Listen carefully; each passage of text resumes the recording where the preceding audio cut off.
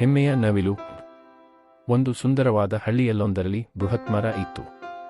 ಆ ಮರದಲ್ಲಿ ನಾನಾ ಜಾತಿಯ ಪಕ್ಷಿಗಳು ತಮ್ಮ ಗೂಡು ಕಟ್ಟಿಕೊಂಡಿದ್ದವು.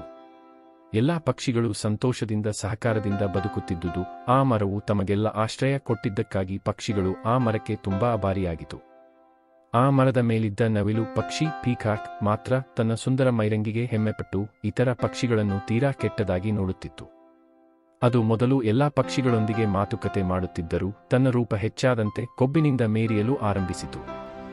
ಒಂದು ದಿನ ಭಾರೀ ಮಳೆ ಮತ್ತು ಗಾಳಿ ಬಂದು ಮರದ ಕೆಲ ಶಾಖೆಗಳನ್ನು ಉರುಳಿಸಿತು. ನವಿಲು ಪಕ್ಷಿಯ ಗೂಡು ಸಹ ಹಾನಿಯಾಯಿತು.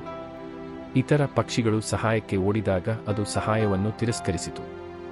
ಆದರೆ ಸಹಾಯವಿಲ್ಲದೆ ಅದರ ಗೂಡು ನಾಶವಾಯಿತು ಮತ್ತು ಅದು ಮರದಿಂದ ಕೆಳಗೆ ಬಿದ್ದಿ ಹೋಯಿತು. ಅದು ಅರ್ಥ ಮಾಡಿಕೊಂಡಿತು, ಹೆಮ್ಮೆ ಮತ್ತು ಅಹಂಕಾರದಿಂದ ಕೇವಲ ಒಂಟಿತನವಷ್ಟೇ ಸಿಗುತ್ತದೆ. ಬಳಿಕ ಅದು ಕ್ಷಮೆ ಕೇಳಿ ಎಲ್ಲರೊಂದಿಗೆ ಸ್ನೇಹದಿಂದ ವರ್ತಿಸತೊಡಗಿತು. ಪಕ್ಷಿಗಳು ಒಟ್ಟಾಗಿ ಬದುಕುವ ಪಾಠ ಕಲಿತವು.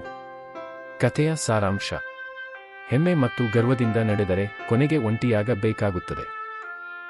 ಪ್ರೀತಿ, ವಿನಯ ಮತ್ತು ಸಹಕಾರವೇ ಸತ್ಯ ವಿಜಯದ ಮಾರ್ಗ.